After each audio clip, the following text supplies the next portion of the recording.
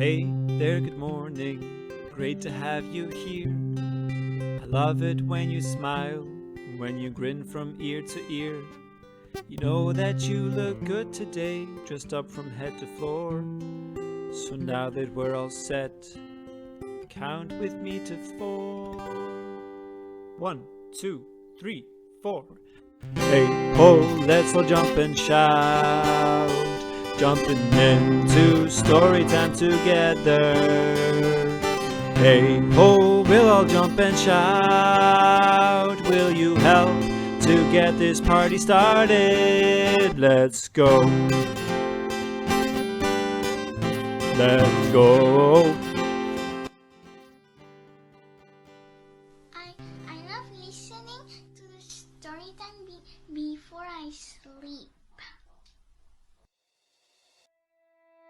Okay guys, this is the second part of the Berenstain Bears and the Golden Rule. So let's see what Sister does with her locket.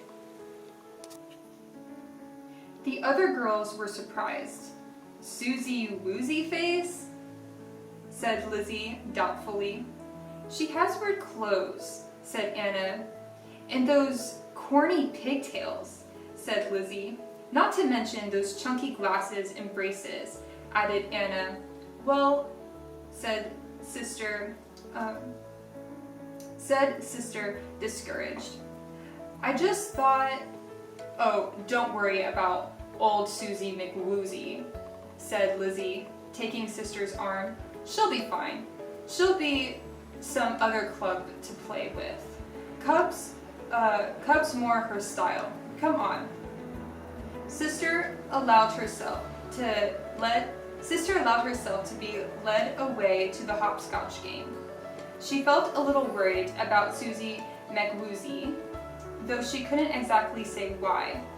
But she soon forgot all about it while playing hopscotch with her friends. Later when school let out, Sister got in line for her school bus. She noticed that the new girl was standing right in front of her. She was going to say hi, but then Lizzie came up behind her, and they started to talk. They went on talking as they got on the bus. Susie McGrizzy sat right behind them. Sister and Lizzie went right on talking together. Sister played with her new locket as she talked, twirling it around and around in the air. When the bus came to her stop, Sister gathered up her things to get off, but she felt a small tug on her arm. It was Susie McGrizzy. She was holding something out for Sister.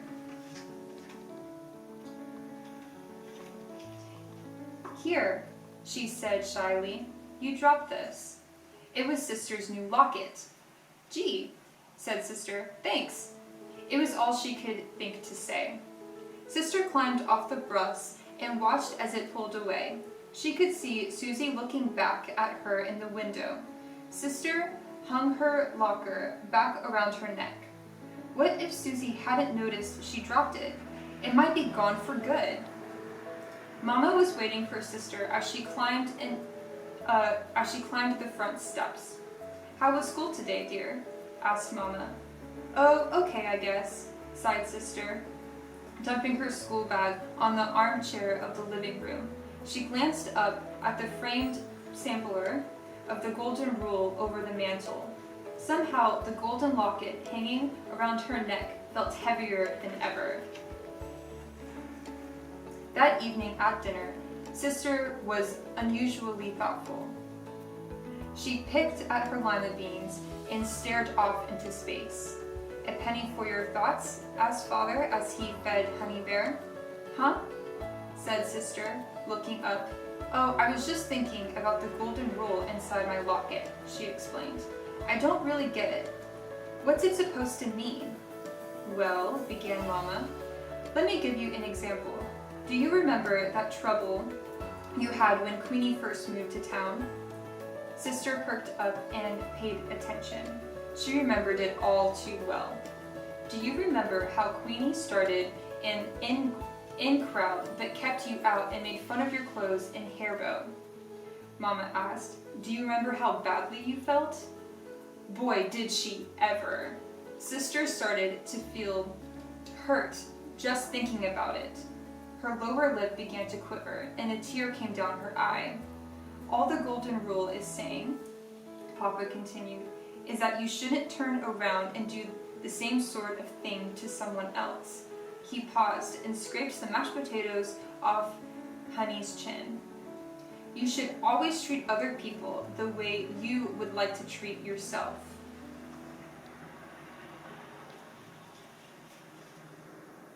But I would never do any of that, said Sister. Besides, I don't have an in crowd. Oh no? Asked Brother, who had been taking all this in. What about Lizzie and Anna and Millie and Linda? You play with them all the time, but I never see you asking anyone else to join in. That's different, protested Sister, angrily. I just play with my friends. We're not trying to keep anyone out. Of course you're not, dear, smoothed Mother. I'm sure you and your friends would never dream of keeping other cubs out of your group. Sister Bear grew very quiet. Now she thought it over.